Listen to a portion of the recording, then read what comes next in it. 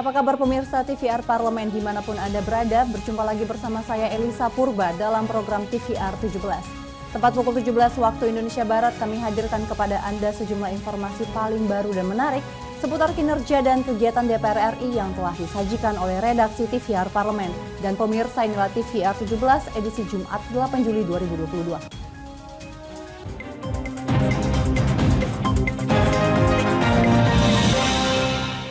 Ketua DPR RI Dr. Honoris Causa Puan Maharani mengatakan seluruh persiapan hingga pelaksanaan haji tahun 2022 yang sedang berlangsung di Arab Saudi berjalan lancar.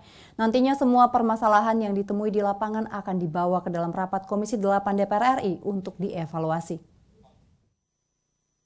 Dijumpai pada konferensi pers setelah acara penutupan rapat paripurna DPR RI ke-28 masa persidangan 5 tahun sidang 2021-2022, Ketua DPR RI Dr. Honoris Causa Puan Maharani mengatakan seluruh persiapan hingga pelaksanaan haji tahun 2022 yang sedang berlangsung di Arab Saudi berjalan lancar.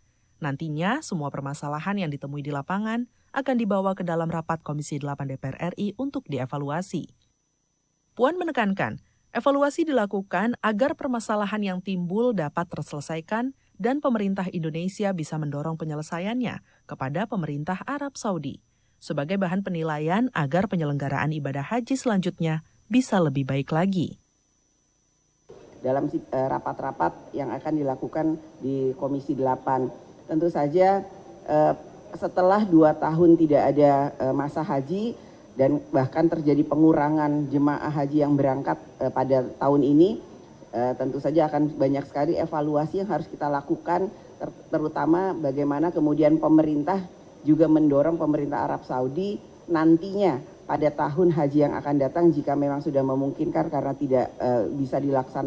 bisa dilaksanakan lagi untuk segera mengevaluasi hal-hal yang terjadi pada masa musim haji pada tahun ini. Sebelumnya, tim Was Haji DPR RI bersama pemerintah berangkat ke Tanah Suci untuk mengawasi secara langsung penyelenggaraan haji 2022. Sejumlah temuan seperti kondisi catering konsumsi dan sarana prasarana akan menjadi salah satu bahan evaluasi. Arif Naka, TVR Parlemen, melaporkan. Rancangan Undang-Undang Kesejahteraan Ibu dan Anak atau RUU KIA sudah disahkan dalam sidang paripurna menjadi usul inisiatif DPR pada 30 Juni lalu. Saat ini DPR RI masih menunggu respon dari pemerintah untuk pembahasan lebih lanjut.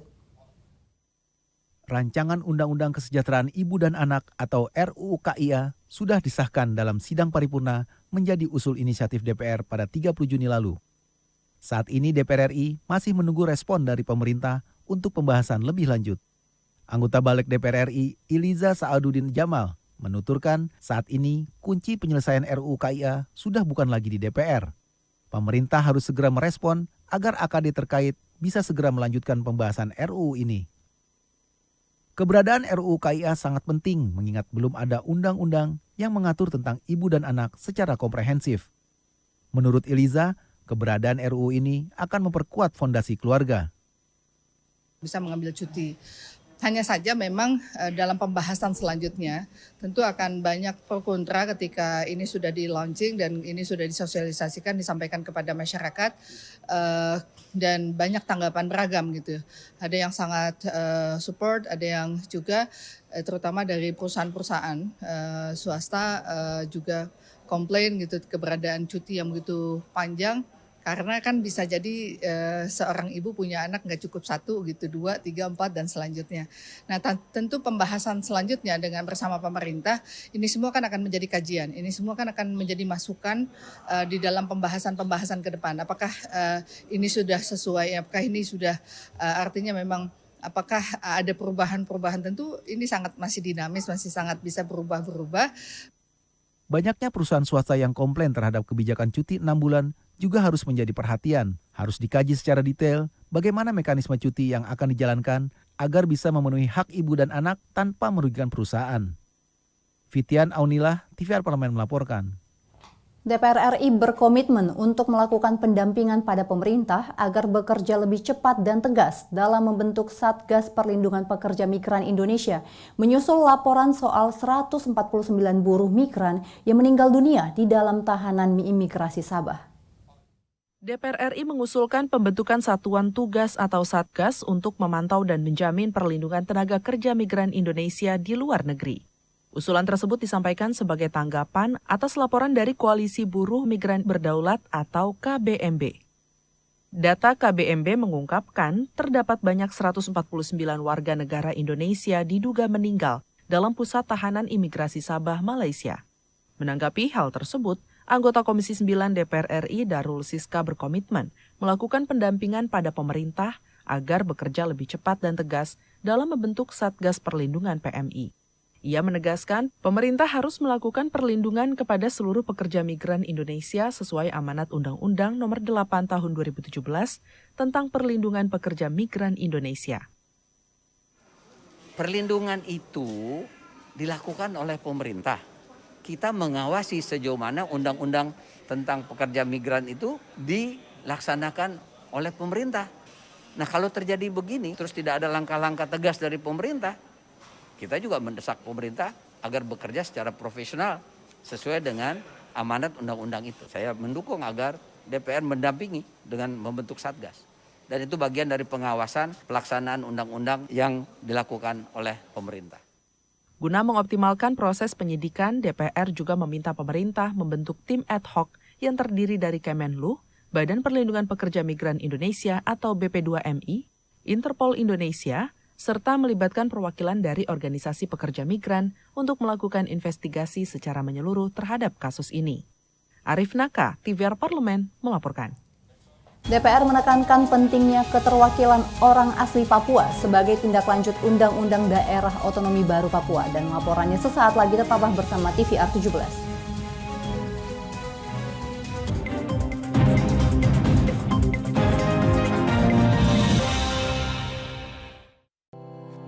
Tugas dan fungsi DPR RI sangat penting bagi negeri ini sebagai pengemban amanat rakyat. Namun tidak banyak yang tahu apa saja fungsi dan tugas dari DPR.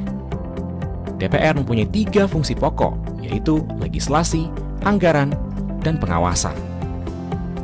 Ketiga fungsi tersebut harus dilaksanakan dalam kerangka fungsi representasi yang mengedepankan kepentingan rakyat berdasarkan aspirasi masyarakat dan untuk kesejahteraan rakyat.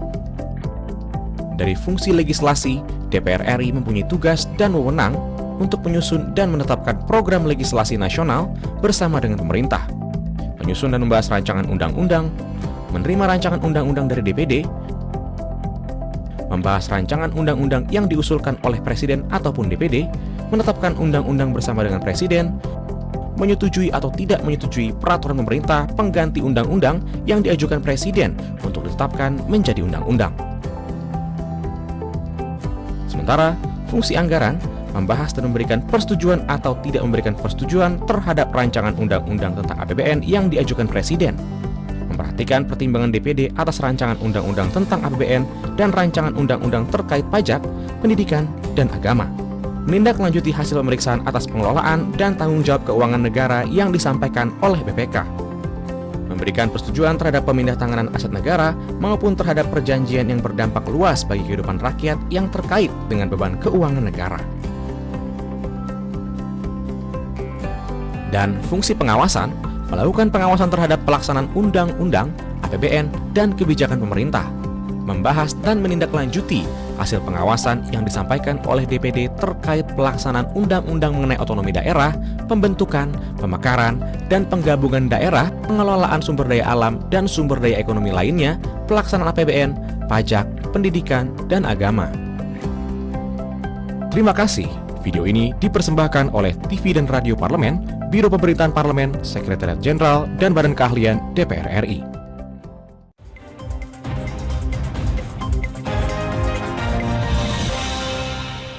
Kembali di TVR 17, dengan disahkannya 3 Undang-Undang Daerah Otonomi Baru atau DOB Papua, maka akan berdampak pada perubahan kursi anggota legislatif. Untuk itu, Undang-Undang Pemilu perlu segera diubah dan DPR RI mendesak agar ada ketentuan mayoritas orang asli Papua menjadi wakil langsung bagi masyarakat Papua di Senayan. Dan berikut liputan mendalam yang telah dirangkum oleh tim redaksi dalam segmen editorial Parlemen.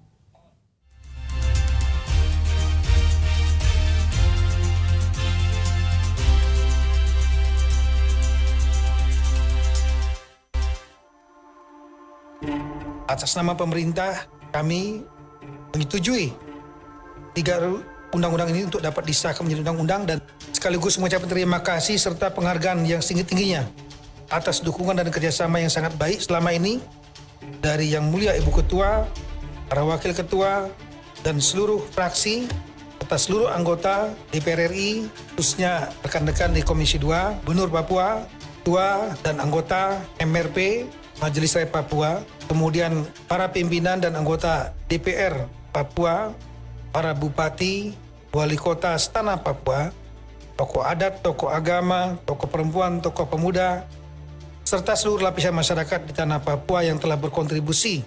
Pada yang terhormat Menteri Dalam Negeri yang telah menyampaikan pendapat akhir mewakili pemerintah. Selanjutnya kami akan menanyakan kembali kepada seluruh peserta sidang terhormat apakah RUU tentang pembentukan Provinsi Papua Selatan, Papua Tengah, dan Papua Pegunungan dapat disetujui untuk disahkan menjadi undang-undang. Terima kasih.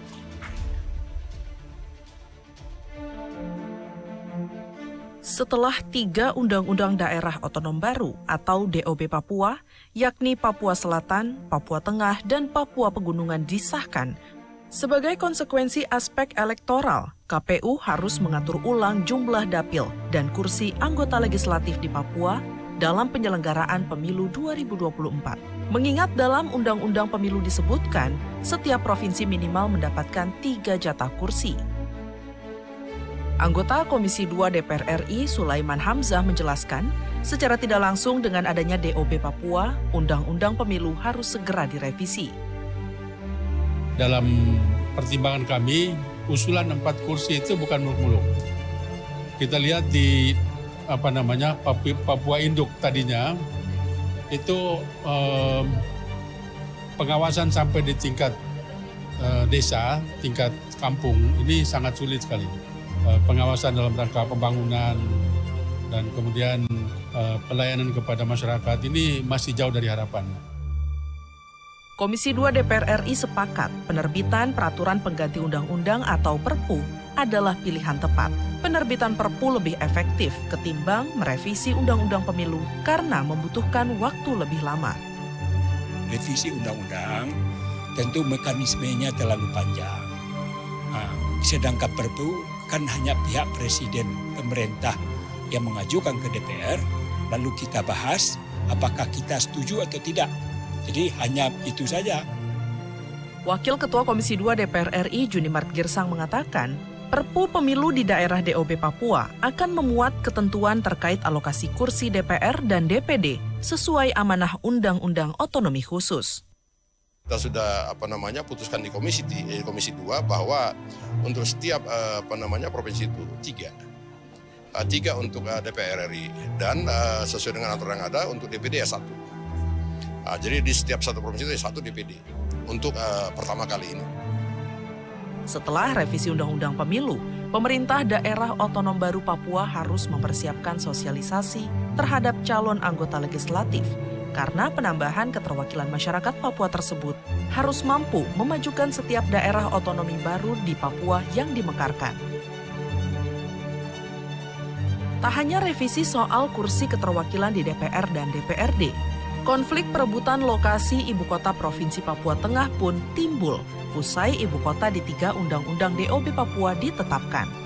Tim Panitia Kerja Daerah Otonomi Baru Papua, Komisi 2 DPR RI melakukan pertemuan dengan 2 calon provinsi baru, yakni Provinsi Papua Tengah dan Papua Pegunungan. Pertemuan berlangsung di Kota Jayapura. Kedatangan ini disambut meriah oleh masyarakat Papua Tengah dan Papua Pegunungan sejak tiba di Bandara Sentani Jayapura.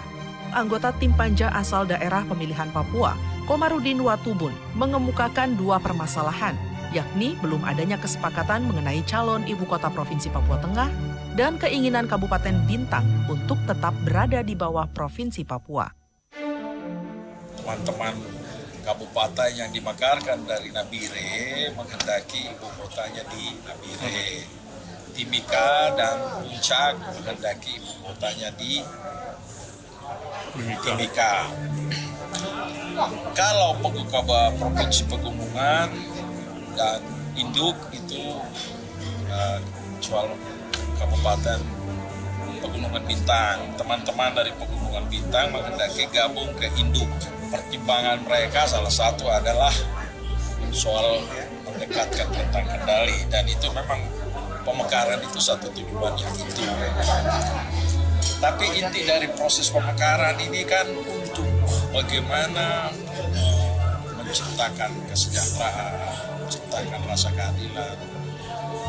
Oleh karena itu nanti masalah perbedaan ini akan kita selesaikan secara seksama. Untuk menyelesaikan permasalahan ibu kota ini, Panja DOB Komisi 2 sepakat membentuk tim kecil yang beranggotakan pejabat dari kabupaten terkait, perwakilan pemerintah Provinsi Papua, dan pemerintah pusat, serta aparat TNI Polri dan Komisi 2 DPR RI. Tim Liputan TVR Parlemen melaporkan.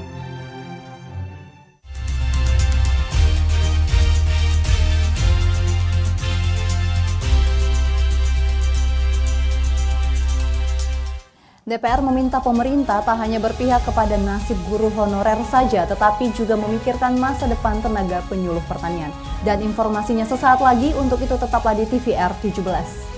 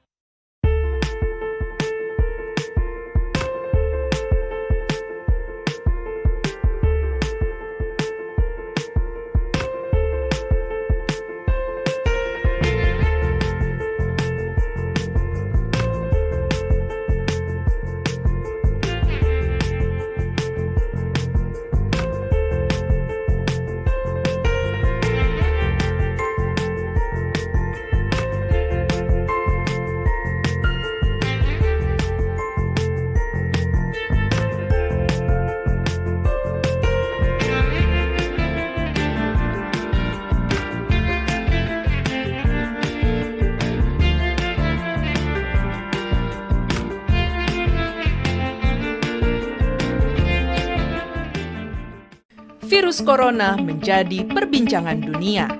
Beberapa negara sudah terjangkit. Ribuan orang di Indonesia terkena virus ini. Kita perlu antisipasi dengan melakukan hal berikut. Cuci tangan dengan sabun dan antiseptik. Gunakan masker atau penutup mulut saat bersin dan batuk.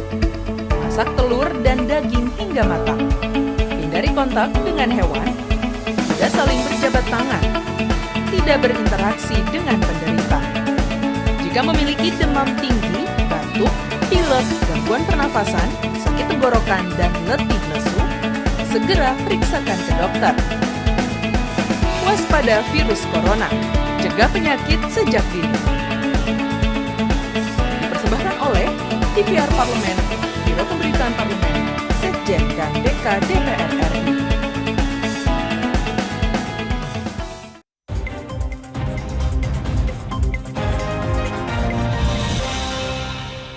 Kembali di TVR 17, sama pentingnya seperti guru, tenaga penyuluh pertanian juga sangat berjasa dalam perkembangan pertanian di Indonesia. Sayangnya saat ini mereka sedang mempertanyakan kejelasan masa kontrak dan pembayaran insentif yang kerap bermasalah. Untuk lebih lengkapnya pemirsa, berikut laporan dari rekan kami Diva Rizka dengan anggota Komisi 4 DPR RI. Baik pemirsa TVR Parlemen, saat ini saya sedang berada di depan ruang rapat Komisi 4 DPR RI. Dan saat ini saya sudah bersama dengan salah satu anggota Komisi 4 DPR RI dari fraksi Golkar, yaitu Mas Raindra Airlangga. Apa kabar, Mas? Baik, Alhamdulillah. Baik, jadi cita-cita Indonesia ini kan akan melakukan swasembada pangan ya, Mas ya. Tapi di sisi lain masih terbentur oleh keadaan tenaga harian penyuluh yang masih kurang diperhatikan. Nah itu bagaimana sih, Mas? Jadi tenaga penyuluh kami ini luar biasa.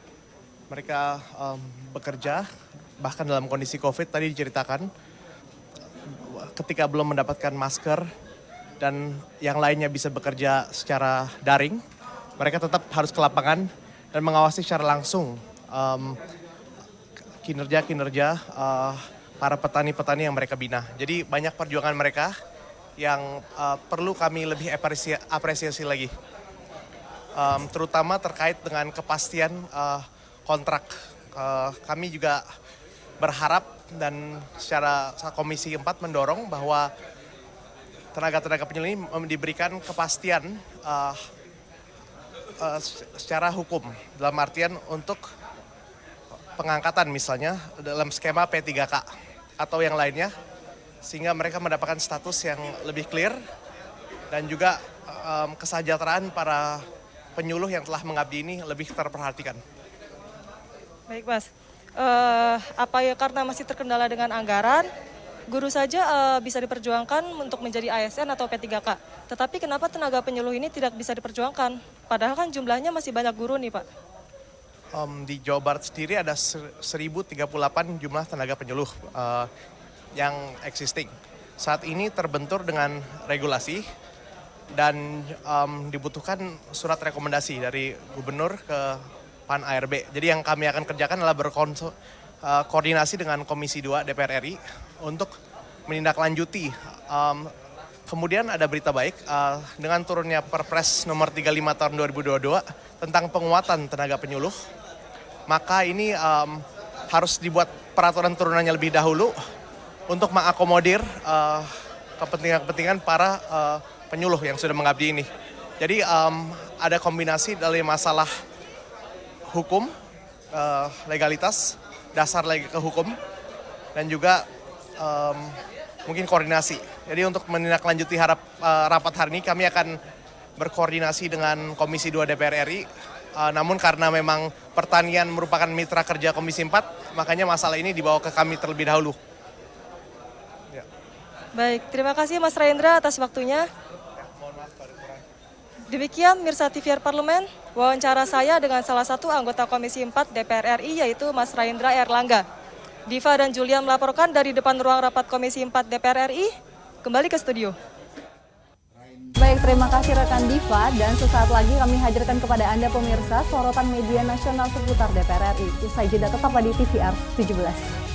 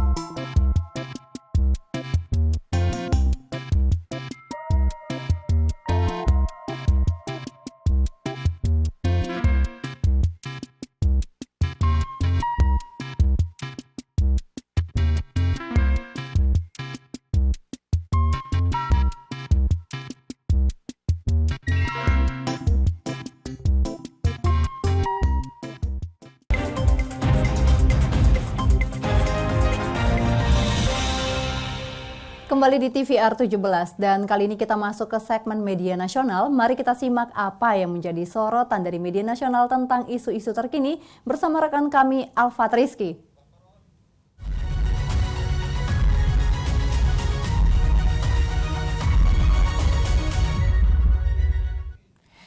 Baik pemirsa TVR Parlemen, kita kembali di segmen media nasional. Nah pemirsa TVR Parlemen, mari kita bahas apa saja yang menjadi headline pada media online hari ini. Yang pertama yaitu mengenai Komisi 2 DPR RI menilai tak perlu ada dapil baru di IKN atau Ibu Kota Negara Baru. Pemirsa, dapat Anda lihat di layar kaca bahwa di sini Ketua Komisi 2 DPR RI, Ahmad Doli Kurnia Tanjung menyampaikan daerah ibu kota negara baru di Kalimantan Timur tidak perlu ada tambahan daerah pemilihan atau dapil pada pemilu 2024. Sebab di DPR sudah diwakili oleh Dapil Kaltim atau Kalimantan Timur. Ia mengatakan IKN juga tidak akan memiliki DPRD provinsi karena IKN masuk di wilayah nasional dan bertanggung jawab langsung kepada Presiden. Dan pemirsa, Ahmad Doli juga menjelaskan untuk bertambahnya jumlah provinsi Papua atau daerah otonomi baru Papua yaitu Papua Selatan, Papua Tengah, dan Papua Pegunungan berbeda dengan IKN. Doli mengatakan dalam 3 undang-undang DOB sudah dicantumkan satu pasal khusus dalam bab peralihan yang memungkinkan perubahan bentuk Undang-Undang Nomor 7 Tahun 2017.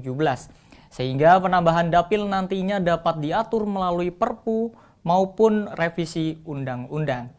Dan pemirsa, kita beralih ke informasi selanjutnya yaitu terkait dengan pelabelan BPA pada galon minum isi ulang. Pemirsa, dapat kita lihat kembali pemirsa di layar kaca. Di sini sejumlah pihak mengkritisi kebijakan Badan Pengawas Obat dan Makanan atau BPOM yang berencana membuat regulasi pelabelan risiko bisphenol A atau BPA.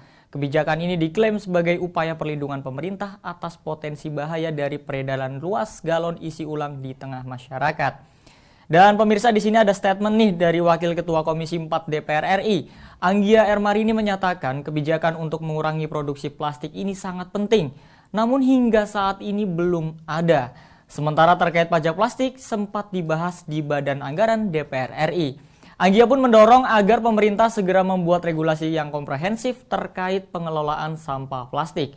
Dan selain Anggia Ermarini, pemirsa, ada statement juga dari salah satu anggota Komisi 9 DPR RI, yaitu Darul Siska yang mengungkapkan belum ada pembicaraan apapun dengan BPOM sebagai mitra kerja Komisi 9 terkait rencana pelabelan BPA terhadap air minum kemasan. Aktivis lingkungan dari Drivers Clean Action, Switenia Puspa Lestari menyebut, rencana pelabelan BPA pada galon air minum isi ulang membuat para pemerhati lingkungan kecewa. Tenia menyayangkan sudah masuknya propaganda galon sekali pakai lebih baik dari galon isi ulang. Dan itu tadi pemirsa headline media online pada hari ini mengenai Komisi 2 DPR RI yang menilai tak perlu ada dapil baru di IKN. Dan juga tadi ada soal pelabelan BPA pada galon minum isi ulang. Terima kasih pemirsa atas perhatian Anda. Kembali ke rekan Elisa.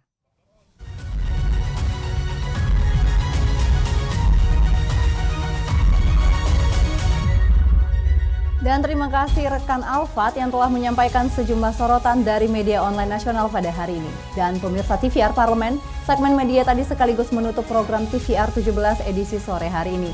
Jangan lupa kembali kami ingatkan virus COVID-19 masih ada. Untuk itu terus taati protokol kesehatan dimanapun Anda berada. Saya Elisa Purba beserta seluruh kru TVR Parlemen yang bertugas mengucapkan terima kasih dan mohon undur diri dari hadapan Anda. TVR Parlemen, referensi Indonesia.